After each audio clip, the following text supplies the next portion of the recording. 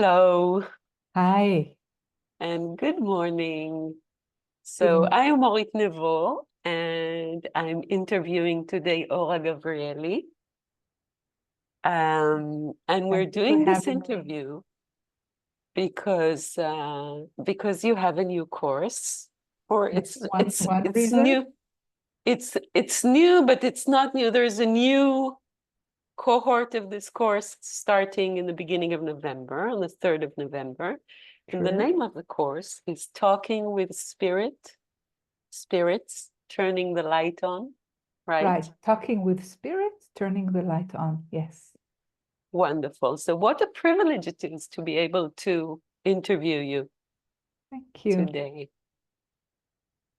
So, and you're doing this course in the context of what you call Flowering Diamond Way, right? Right. That's true. So could you tell us a little bit about Flowering Diamond Way and what you do and how it all began for you? Sure. So it all began in a way when I was about 13 or so. And what happened to me, although I had no way of calling it this way, is that I went into what might be called a dark night of the soul that lasted for about 10 years.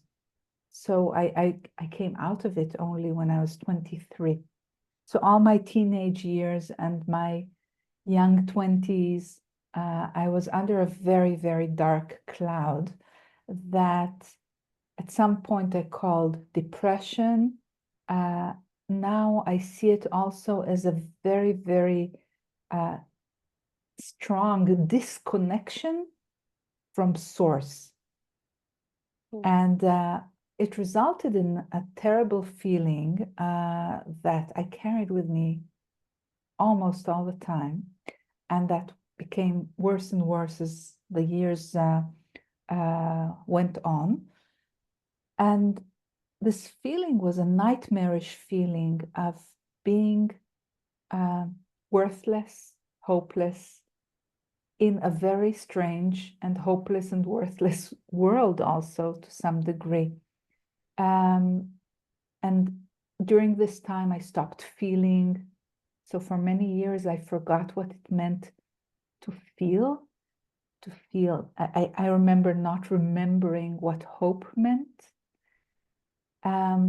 And also, during this time, I continued living and kind of functioning, but it was very empty functioning.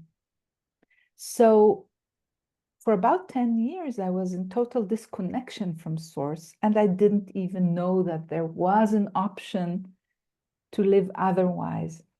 And then when I was about 23, 24, I suddenly had my first big transformation.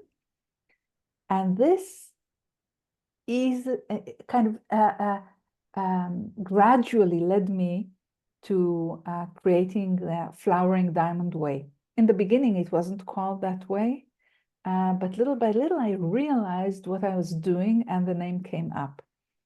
So um, perhaps I will talk more about it later, about exactly what I meant by a Flowering Diamond Way. We'll see. Okay. So you spoke about being disconnected from source. And then this course that starts in November is about communicating with spiritual sources. So Exactly. how did you first become interested in communicating with spiritual sources, and what inspired you to create this course? Well, I was in the beginning when I was about 23, 24, the center of my inner work was trying to figure out how to live. Because for about 10 years, I was so disconnected that I lived, but I was kind of like the walking dead in a way. I didn't really experience life. So the beginning of it was really trying to figure out what it means to feel, how it means to live, to love, to do things. And this is actually also a very spiritual thing. You know, how to be alive is not a different question than the spiritual question. But as time went on, I began hearing sometimes a voice once in a while. It didn't happen very often. And I think I could say this was kind of perhaps my first direct, you can't really call it a conversation at that point, but a beginning of a conversation. And that was about 10 years after I got myself out of the disconnection and depression, when I was about 33 or 34, when I suddenly heard a voice that said something like, well, you've done a lot of work using voice dialogue and other things, and now you are ready to tell people about it. And just start. So this was kind of, I think, the first time I am aware, at least, of actually hearing the voice of spirit guiding me in some way and telling me something that surprised me. I didn't think about doing anything like that, but it sounded so convincing that I simply began. And from this, my whole life as a teacher and facilitator and an explorer of what came to be the Flowering Diamond Way began. So it was a message. You received a message and you heeded that message. So you listened to it.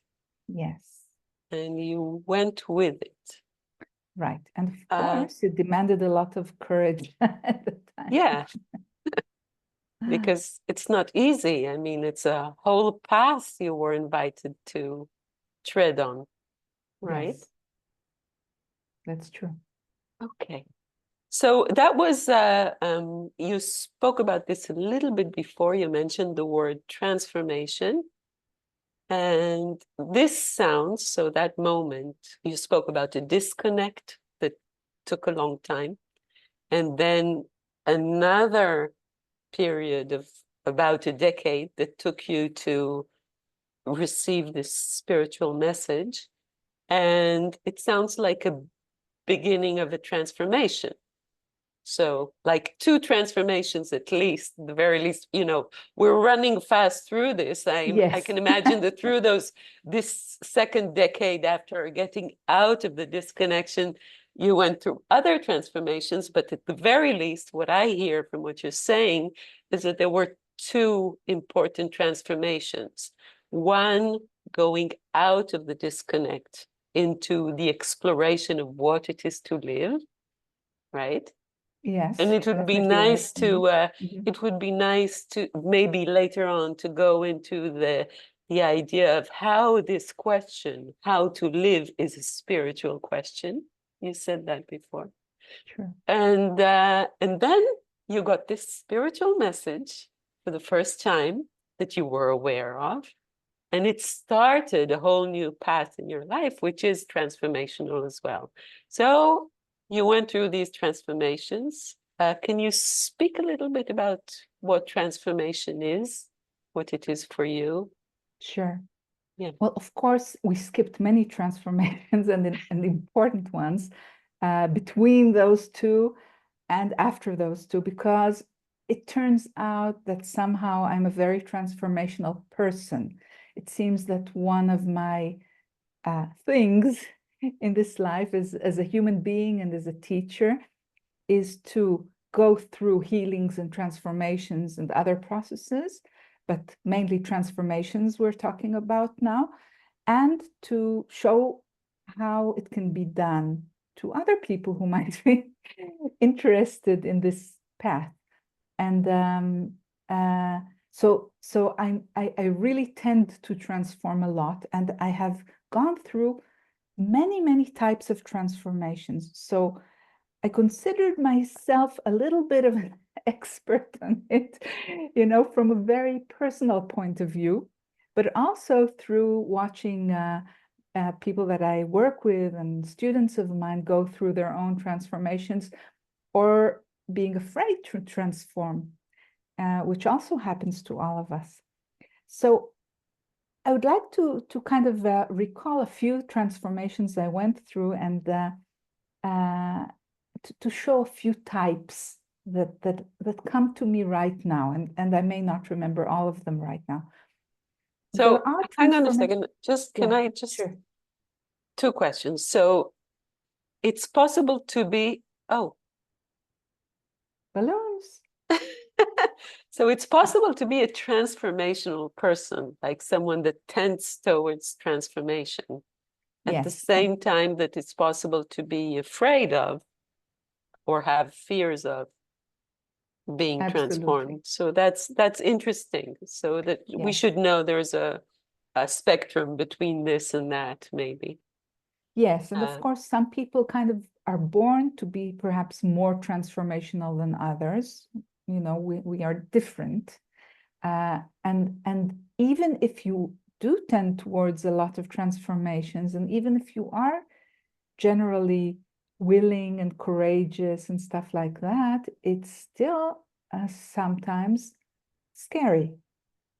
Change frightens most of us to some degree, mhm. especially when the fact is that when you transform, you don't know what you are transforming into. It's not as if there is you kind of get a roadmap that clearly tells you you'll do this and that, or you'll dare to jump from the bridge, and then you'll be happier, or then you will be changed in this and that way. It's not the way it works. The Mm. leap of faith and of trust that is required of us each time means that we can't know in advance exactly what's going to happen. So that's a Yeah, really important part of it. it's a step into the unknown. Yes. And sometimes it's a step that we're more aware of, and sometimes it happens in a very unconscious way.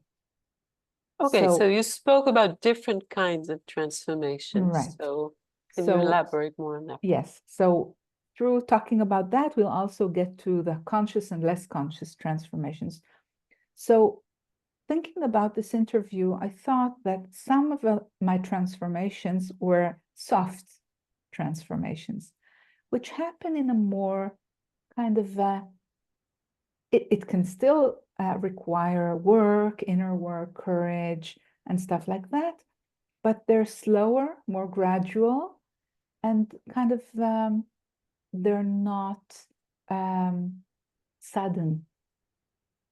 So, for example, every person who speaks with sources or does serious inner work of any kind will naturally go through some forms of transformation, sometimes even without quite noticing that this is happening, because So it's very basically, you're saying gradual. this is something that would happen to people who would participate in the course. Absolutely. Hopefully, I'll do my best to help that happen. Or sometimes it would happen after the course.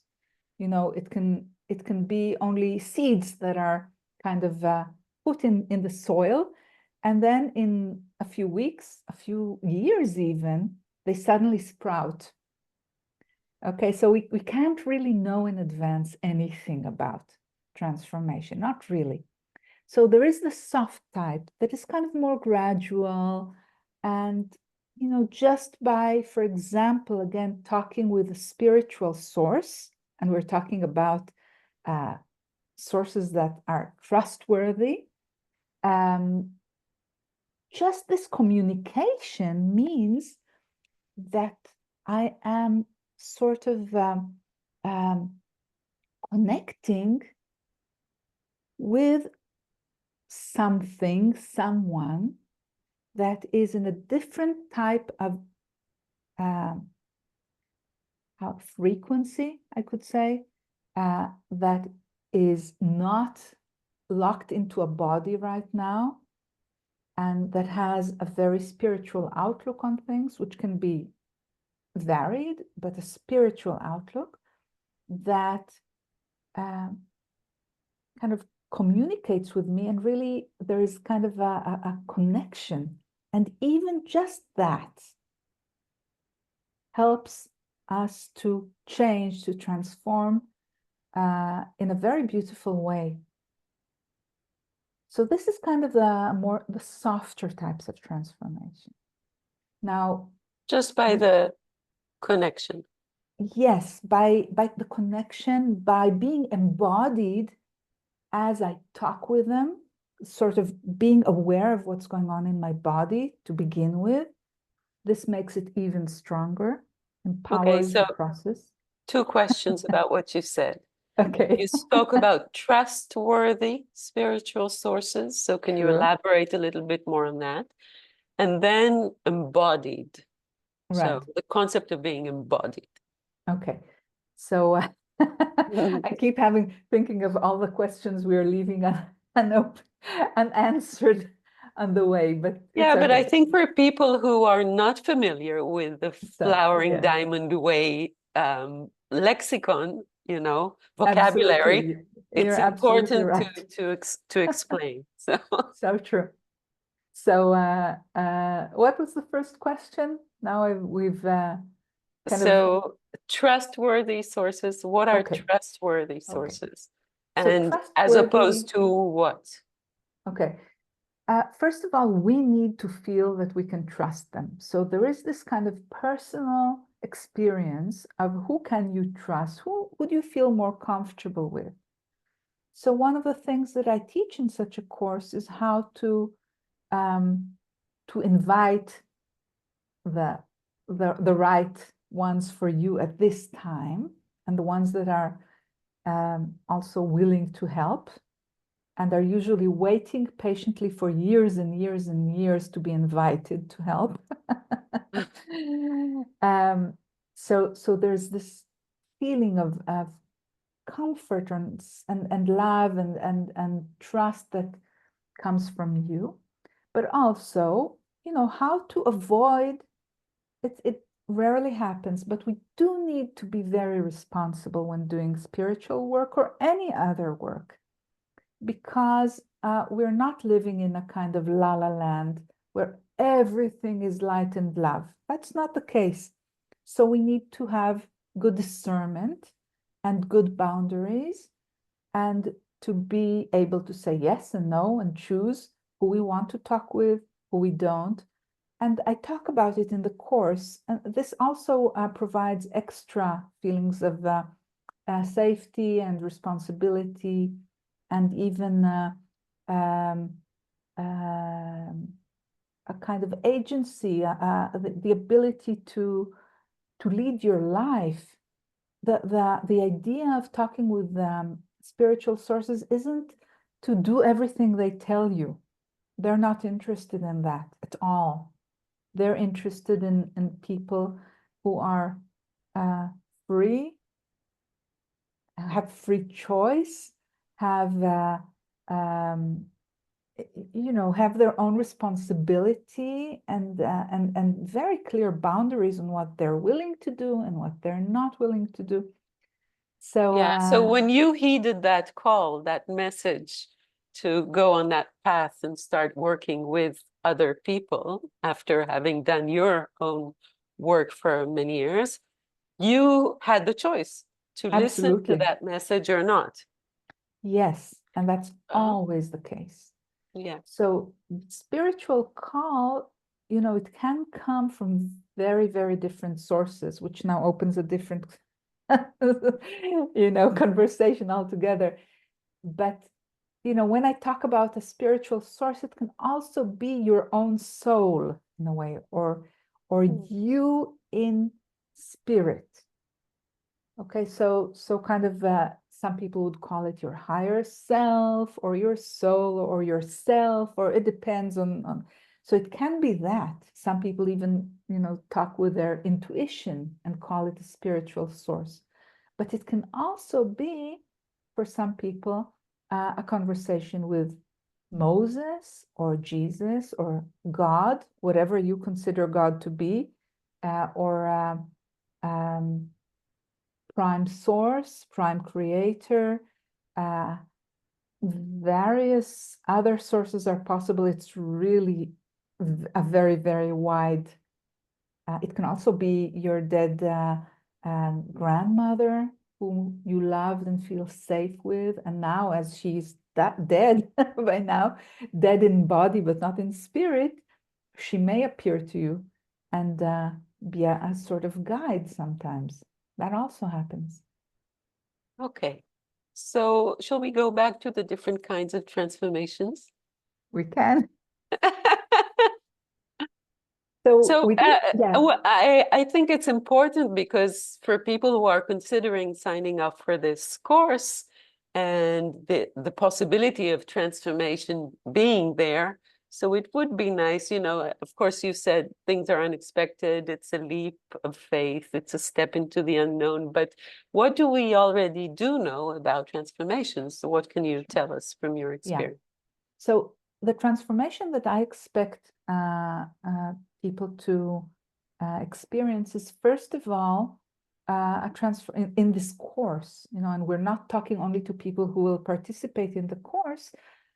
So this is relevant to everybody, is a softer transformation. And yet, just by opening to the possibility of talking with sources, it's a big thing. That there are sources of spirit, wow, it's not something that everybody knows or is open to in the beginning, and that I can simply have a conversation just like you and I are talking, kind of, and not look up to them like that or anything, just really be together, be friends even. So even that, if it just only starts, is a transformation. So the course is really about a softer type of loving transformation. But there are, and we all might go through, transformations that are much wilder and can be very hard. And I'll give a few sort of descriptions of how it can look. So, for example, it can be that suddenly you go through a very difficult time with or without external reasons, in which you feel, for example, deep sadness, fear, depression, grief, all sorts of things like that can actually be transformation trying to happen. And very often, people misunderstand these situations, and they can feel, especially if we don't understand what's going on and we resist and fear them, it can both become longer and harder. And also, we might not gain the value of what we're going through. So one example of that, which I sometimes talk about, is many, many years ago, I suddenly felt very strange things. First of all, I felt really bad, and I felt as if I was being burned and drowned and all sorts of really harsh things. But thankfully, I was already quite versed in inner work and what might happen. So it's usually always a first, the transformations are always a new thing that's happening. So I really didn't know what was going on, but I had enough trust already. So I said, okay, whatever is going on, I'm not going to resist it. And this went on for about 40 days and nights of feeling really like I'm buried in earth, like it was really, really, really hard. And only sometime midway, I suddenly thought initiation. I thought, wow, I think I'm going through an initiation. Why? What? Why this way? I had no idea, but I knew I just had to endure and accept whatever is happening. And lo and behold, after about 40 days, it kind of passed. And it took a while before I noticed the new me, the new and improved me. It's not necessarily immediate. It can happen in so many ways. But one of the interesting things that happened then is that I became much, much more sensitive, and I connected with what I then called the inner crystal children, and later the inner gold and silver children, and things like that. And this really made it possible for me to connect to spirit, because it's if I became more able to receive messages, I became much more delicate in a way. And at the same time, I became much stronger for having gone through this ordeal without complaining. This is also something that's sometimes important to remind people, that if we kind of go through it kicking and screaming and feeling victimized, it's less likely to be a good transformation. So there's a lot to say for simply saying, okay, I'm going through something mysterious, whether I already have guides to ask about it or not. I simply agree to go through whatever I'm going through, and I continue doing my work as far as I can, and trust. Again, it's such an important word here.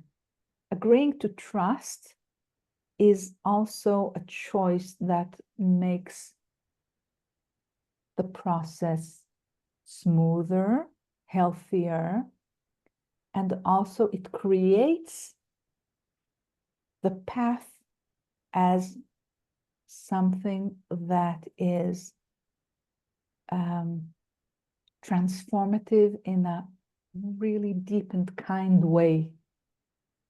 So there's a choice here. There's always so many choices we can make all the time in how we perceive whatever happens.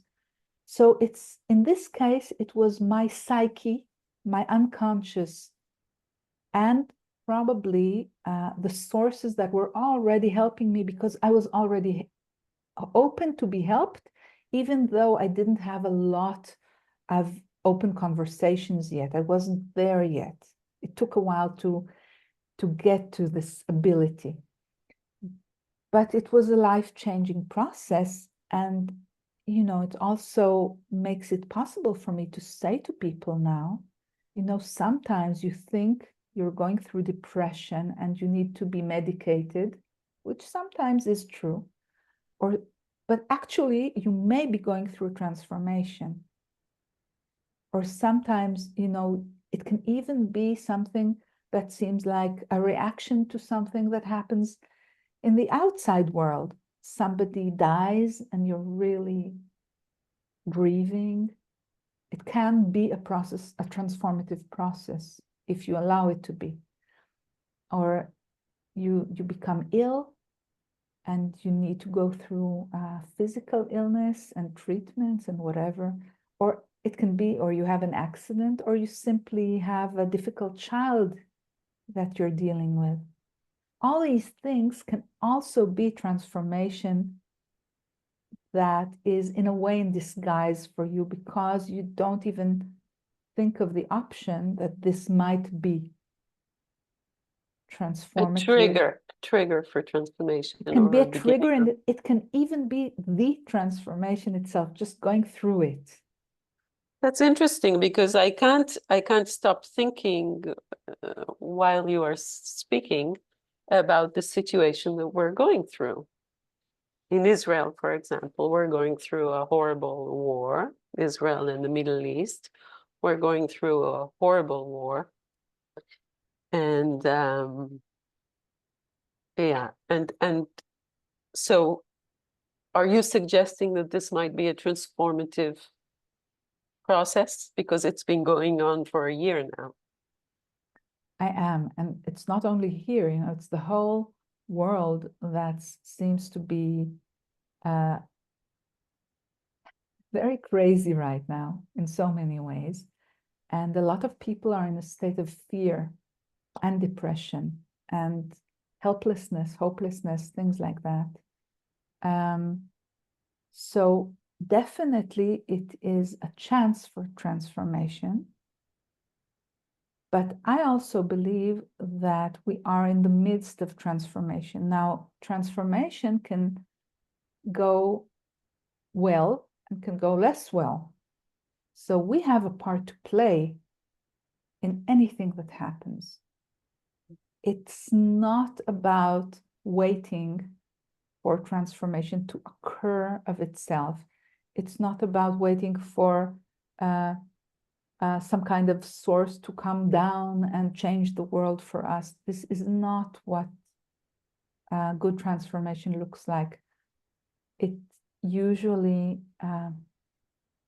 demands of us to do our inner work, which can be, multifaceted. We usually have healing to go through, and we usually do not accept all our inner voices, facets, selves, as I often call them. And because we don't accept ourselves, we can't accept other people, other nations, other religions, other points of view. And this is really adds to the fire all over the world and here too. So it's not about good, so we're going through transformation, hang on, it'll be okay. That's not what I'm saying. And this is my point of view. That transformation that I see going from what I now choose to call the old world to the new world is a matter of personal choice. Do you prefer the old world or a wonderful new world?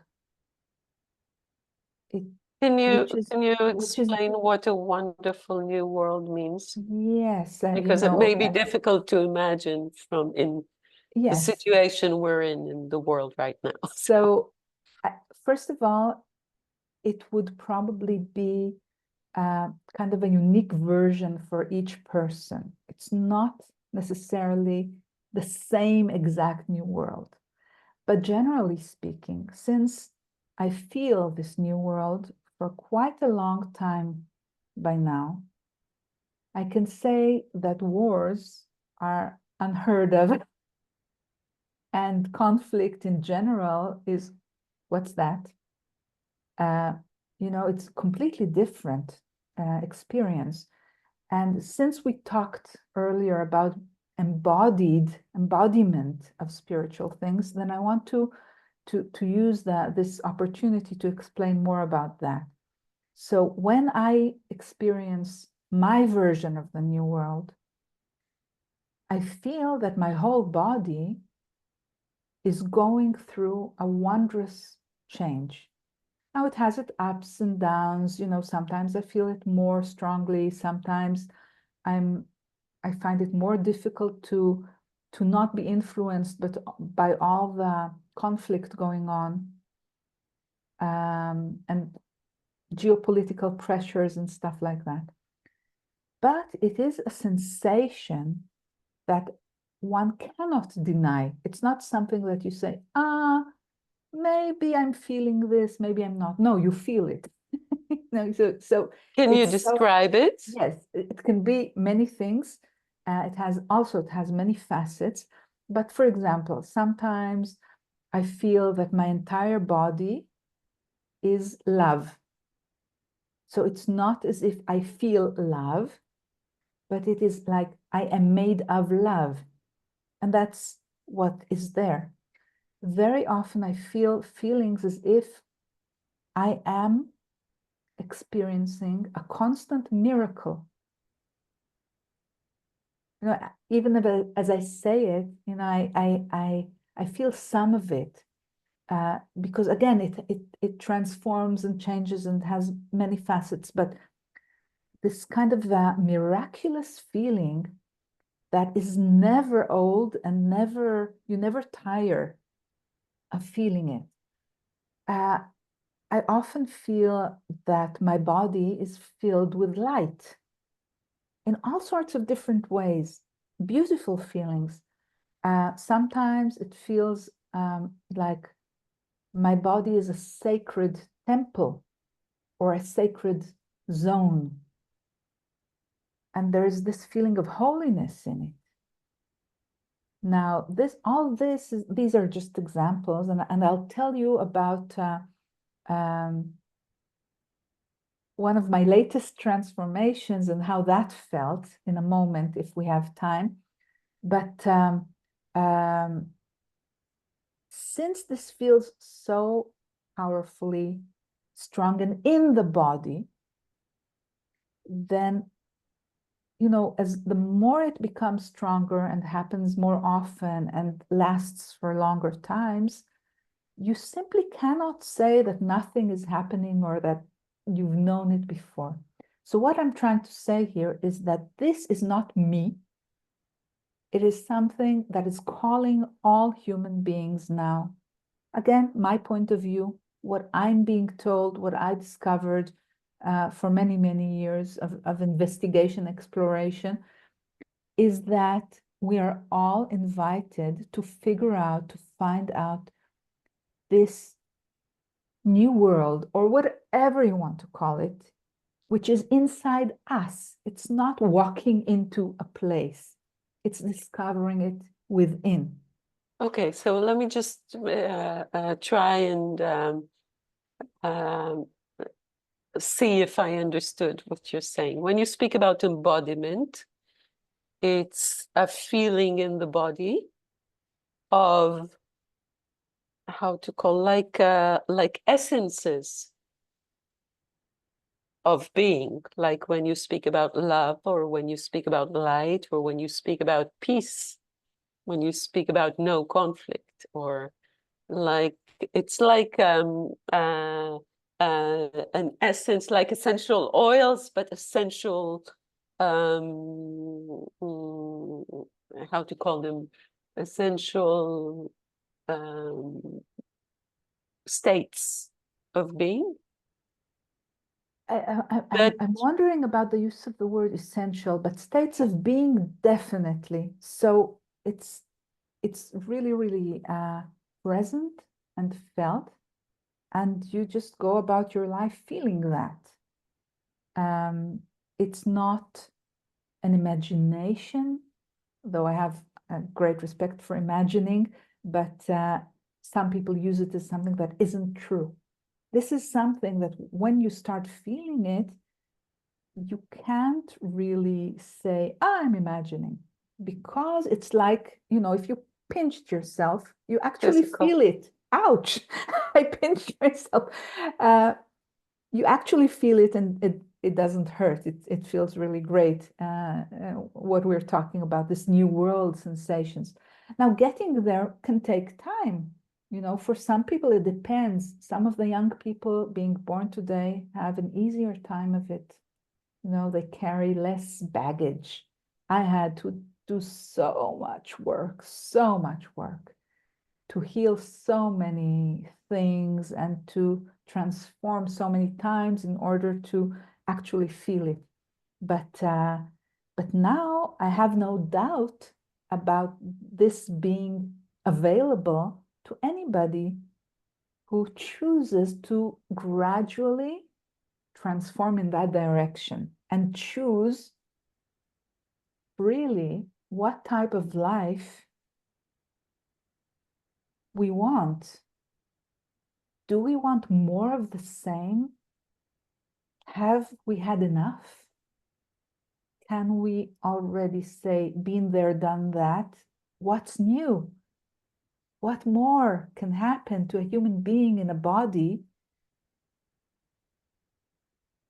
You know, and how do we also get together those people who choose that and perhaps help others also know that this is even a possibility, because so many people really think that what they're shown on the news is reality and there's no other option.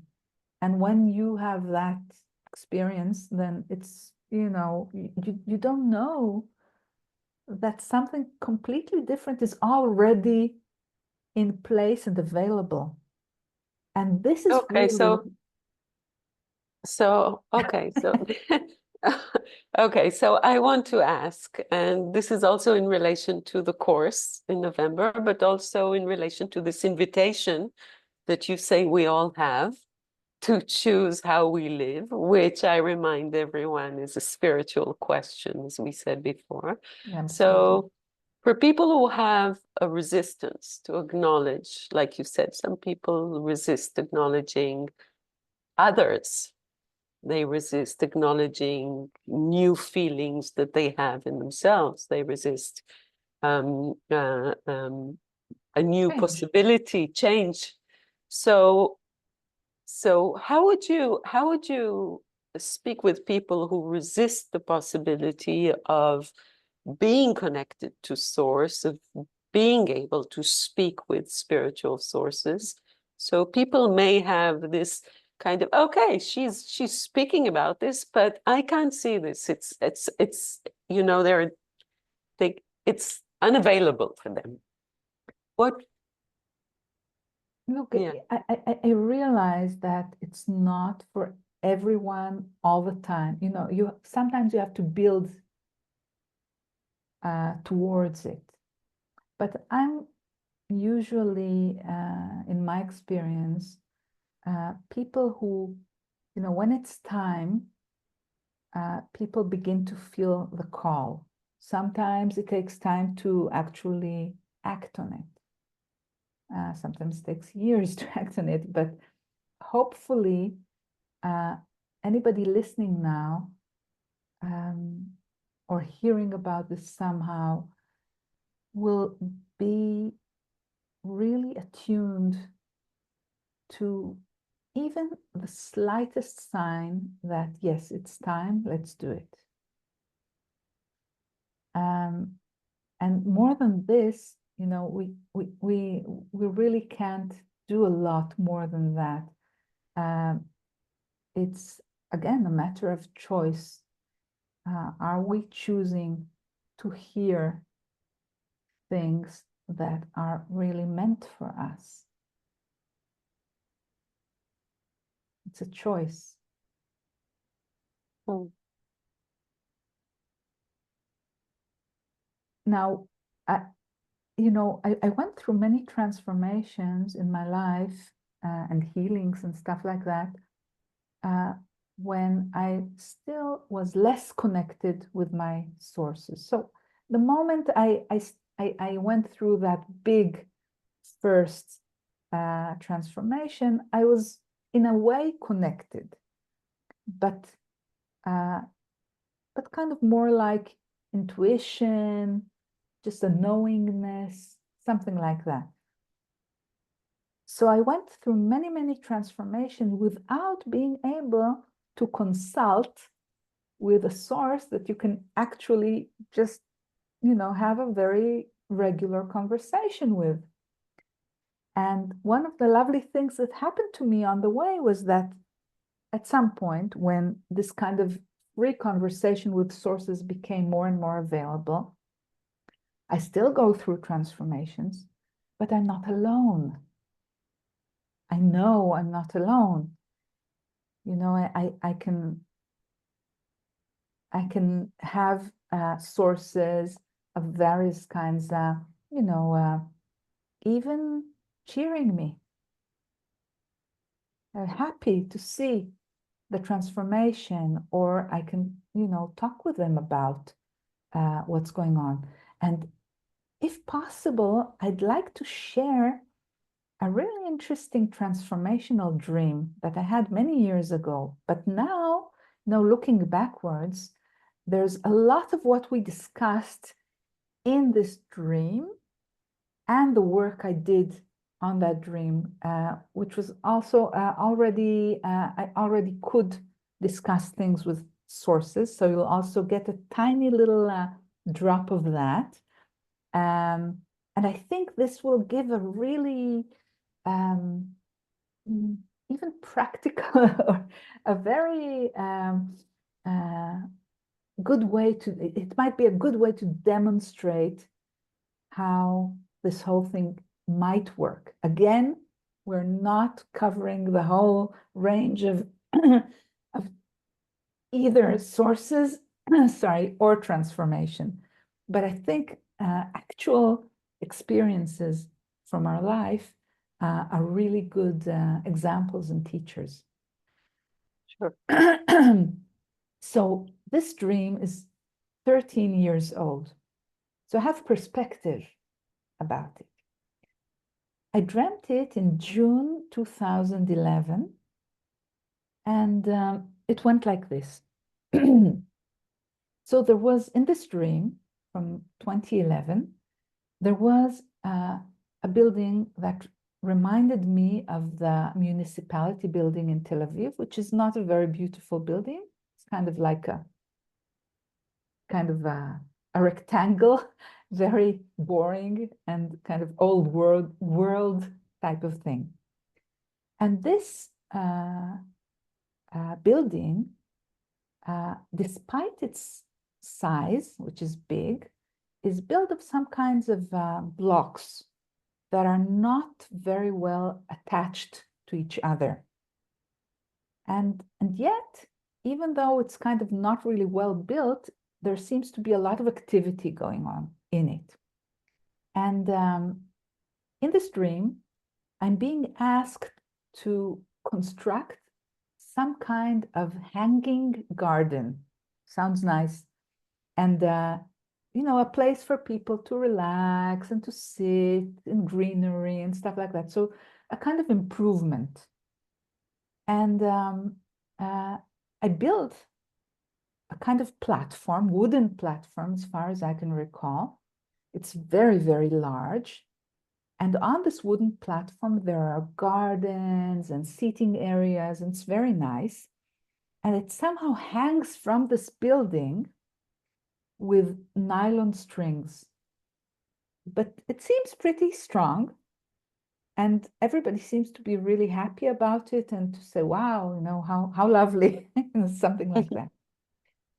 Meanwhile, in this dream, I'm pregnant. Now, of course, pregnancy can often be kind of a way to talk about something new coming to the world, perhaps a transformation.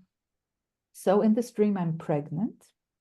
And one of the things that happens in this building is that people come to give birth there. But there is somebody before me in line to give birth, and she's due any minute. And my time is not yet there. So they suggest that, you know, go have a walk or something and come back in 2 hours. So I go out of this building and I watch it from a certain distance. Now a wind begins, a strong wind, and this giant platform, wooden platform that is hanging with nylon strings with the gardens and everything on it, begins to bang into the building. And this banging and this collision of the platform with the building becomes stronger and stronger as the wind becomes stronger and stronger.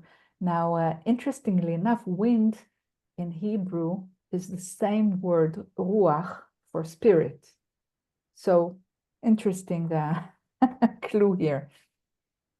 And I watch this from afar, and I'm really, really afraid that the building will fall down. And although I wasn't the one responsible for how the building was constructed, and even the platform that I created, I wasn't the engineer. I was kind of the visionary or something like that. So it's not exactly, my responsibility, but still I watch with great concern because this platform knocks into the building and it's beginning to kind of crumble. And then there's one boom, a big bump from the platform, and the entire building falls aside. And at this point, I'm with my father, and I'm really anxious to look at all this. And I also, worry, could there have been people in there that were hurt? Maybe I'm to blame in some way. And then suddenly my father says, but look, what's that red building over there? And it turns out that behind the cover of this old, and I'll already say it, old world building, there's suddenly an entirely new building that seems to have been built in a couple of days. And it's red. And it's completely different looking. It looks extra strong, extra flexible, and it's made of some kind of red iron or something like that. And it seems to me that it stands on one leg, but it's very, very clear that it's really well constructed. So as opposed to the building that was knocked down, this one seems really stable and really well built. And I also wonder, how come we didn't see this new building, before the old one was destroyed?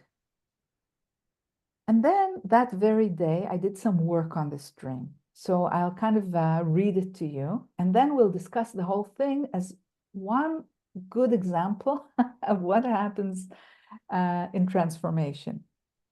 So this is all from my inner work journal. So the previous building was not built well. And it did remind me of the municipality building in Tel Aviv, as I said earlier, which even then in 2011, I already saw as kind of the old order of things, the way things kind of were all, I would also say kind of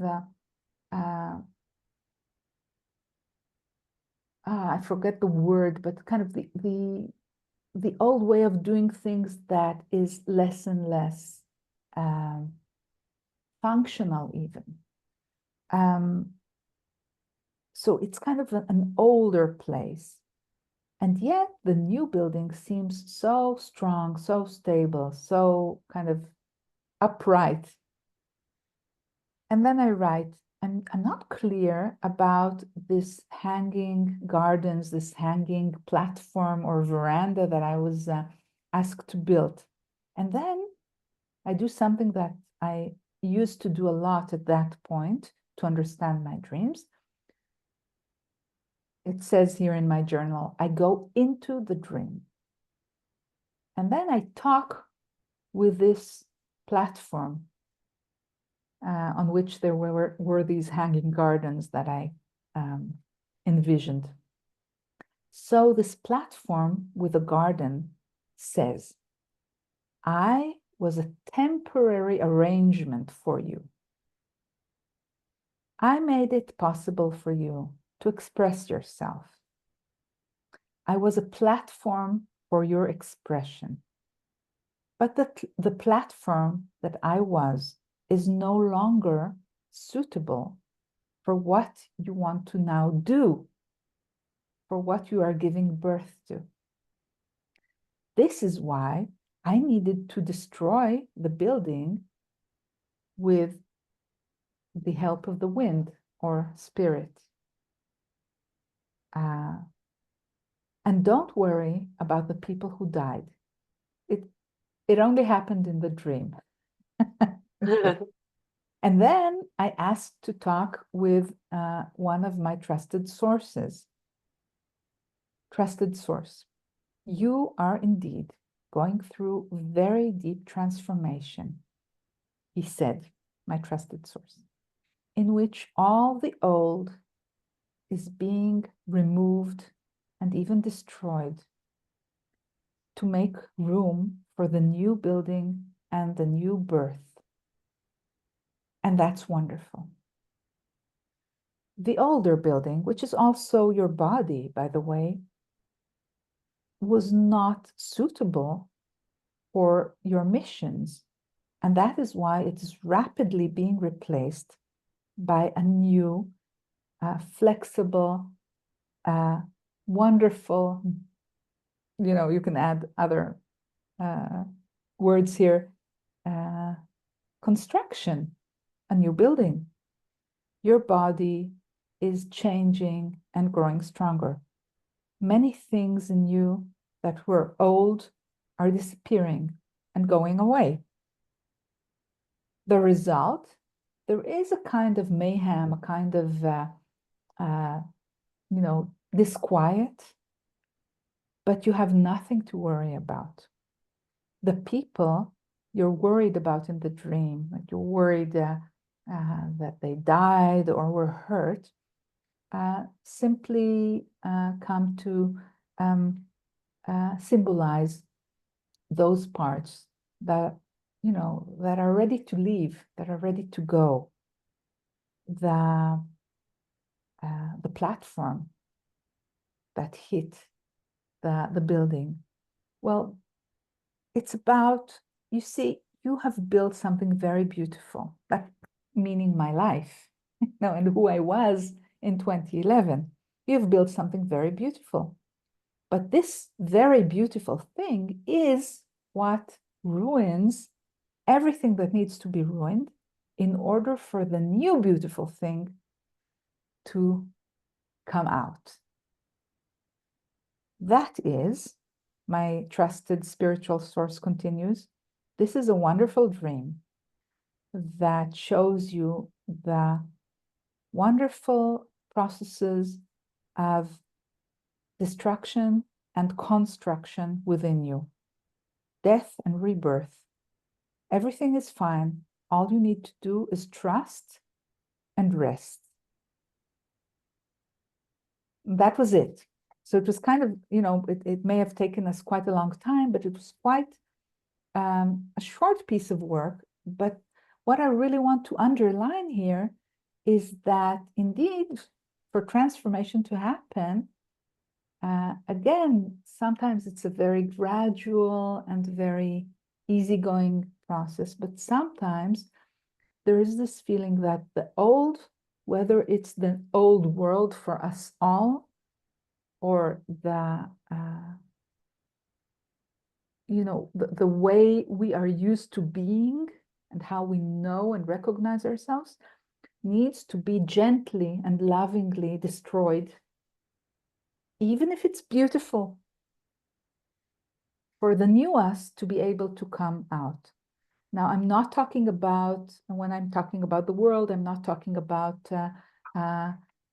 kind of total destruction or anything like that. No, that's not what we're aiming for at all. But this is also not the main conversation here. But the thing is to see that transformation is natural for human beings, but we often fear it and we cling to what we already know. We're comfortable, or many parts of us at least, are really comfortable with the old world because we know it. And we can't imagine how beautiful it can get.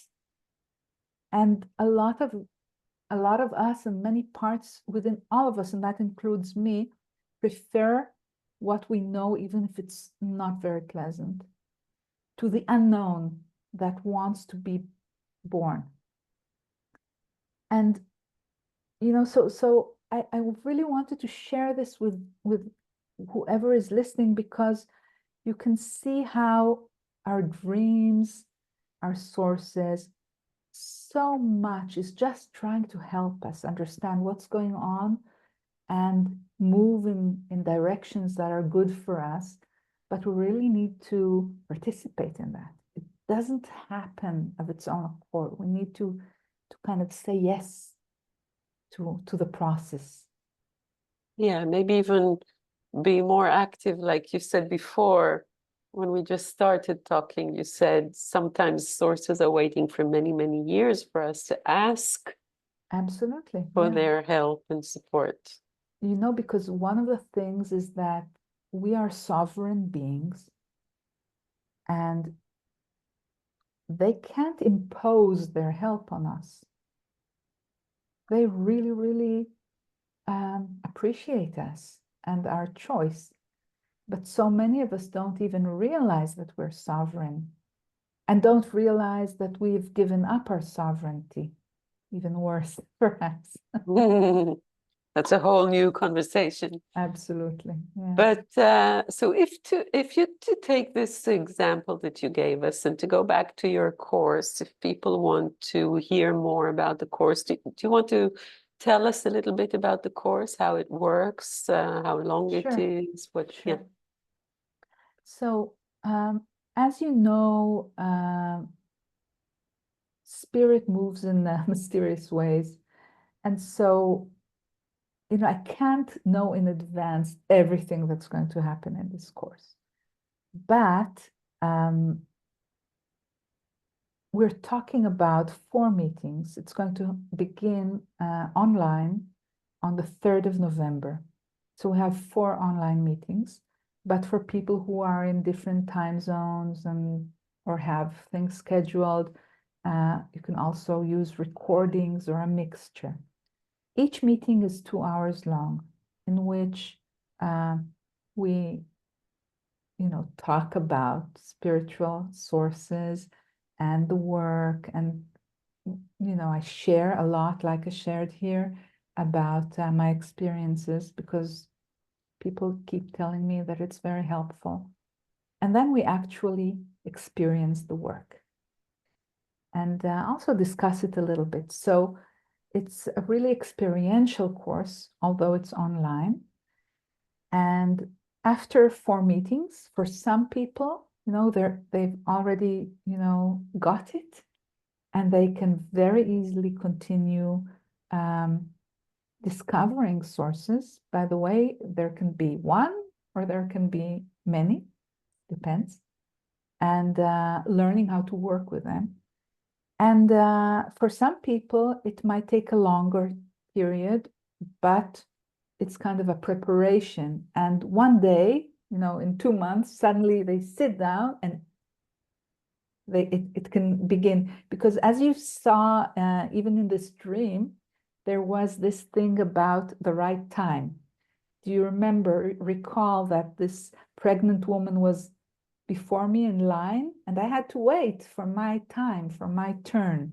So, you do the course, and it may be exactly right now, or it may prepare the way, but it doesn't really matter. You're kind of investing in yourself, which is perhaps one of the most important things for people to start doing today. I cannot express how important it is to start investing in ourselves, time, care, inner work, even sometimes inner pampering. This really nourishes us and prepares the ground for wonderful, wonderful things that are really waiting for all of us if we just give it a chance. So to contact me, to answer your question, the best way is to look for Ora Gavriely, Oragavriely, and add in the search the words talking with spirit. And this will bring you to everything you need to know.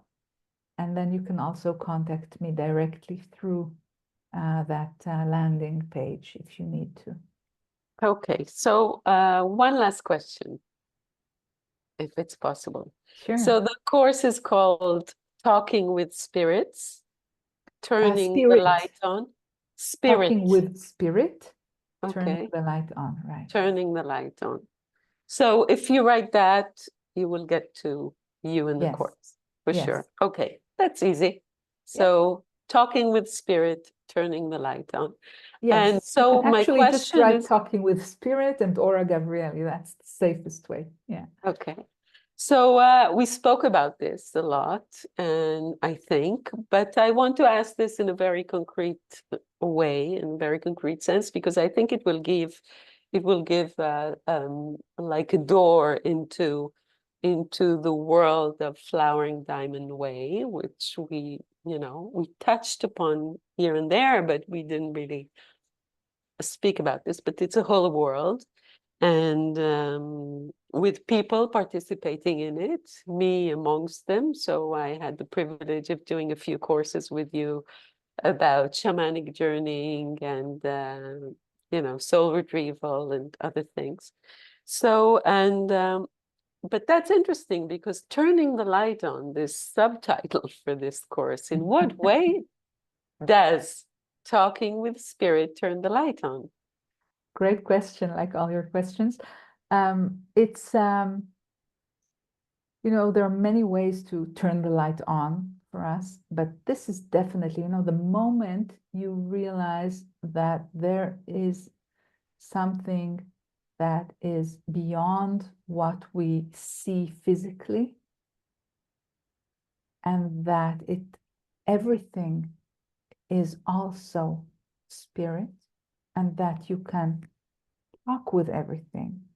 This really ignites something inside you. So it is really a kind of possible awakening of sorts, even a kind of, enlightenment is a big word, but it's kind of, you have kind of more light. And as I said earlier, you see suddenly things that you couldn't see earlier, both in yourself and in general. And very often you may begin to feel, little by little, this actual experience of being filled with light in a very tangible way. So, that's a little bit of it.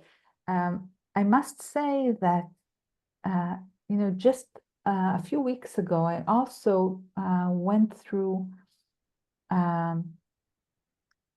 it's perhaps the beginning of a transformation. It's very difficult to say. Again, transformation is always mysterious, but I felt like I was agreeing to jump from a very, very high cliff into the unknown.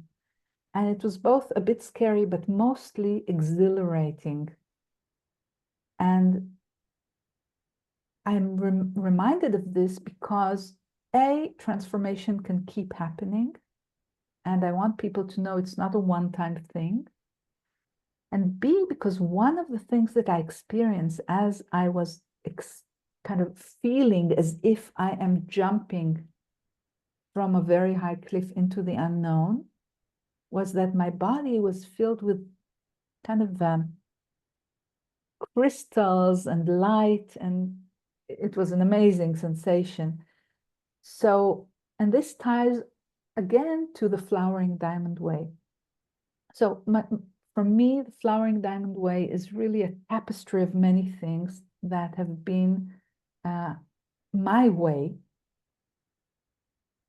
to become more and more myself,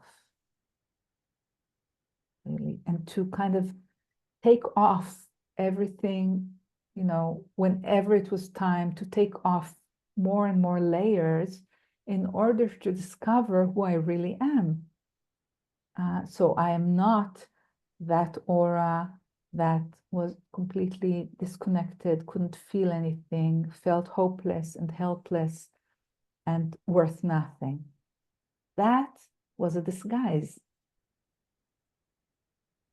I'm much more truly myself in body and in spirit than I ever was before.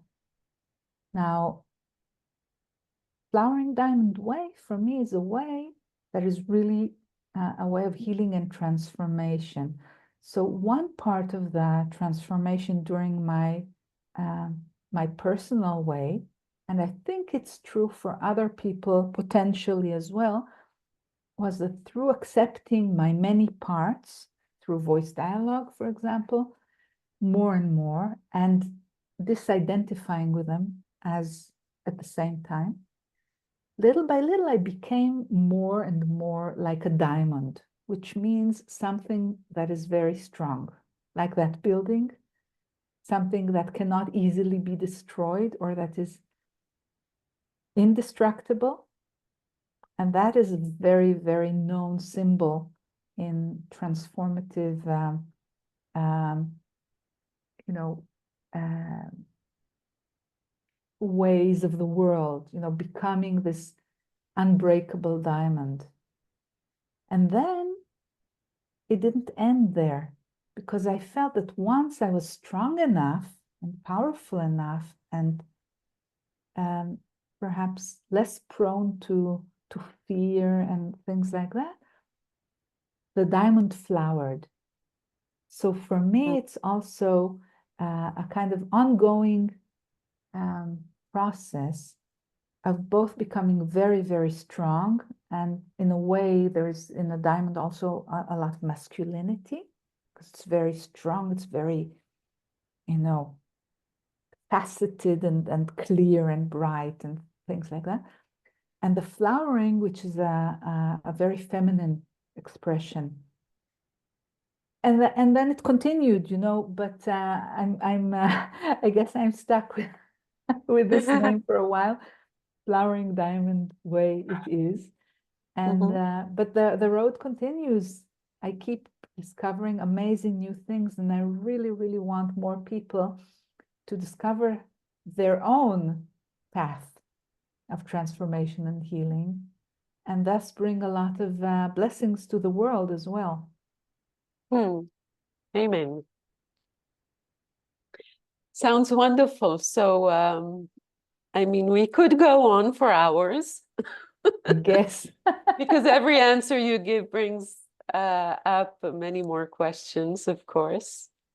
But it sounds like, in a way, if I can sum up a little bit of what we said, it sounds like when you speak about the diamond, it's like we're forging ourselves through transformations through our lives. Absolutely. And then that we can come to feel different sensations and different essences of states of being within this lifetime, which can be fascinating and we know nothing about yet. So, yes. It can be life-changing, both personally and collectively, and it is, if we do the work. And by the way, one of the wonderful things for me as a teacher on this Flowering Diamond Way is to be with people like you, who are both friends and students who have become teachers, who have become kind of guides and leaders, and I know of the wonderful work that you do, and this is part of what we aim for, kind of helping others become more and more themselves, and then these others can also help us back, which is really how it works. Yes. And yeah, it's a new world. Everyone it's a new world. each other, Yes, the new just together. supporting and helping each other. Absolutely. Yeah. So, thank you. Thank For this you. beautiful interview. And I don't know, maybe I'll jump into the course, which would be nice. Wow, that'll be so great. Yeah. I kind of feel like it now after this interview. That's wonderful. I'd love for you to be there. It'll be a privilege. So we'll end with this, I think. I think now. so. Okay. Bye. Thank you so much. You're welcome.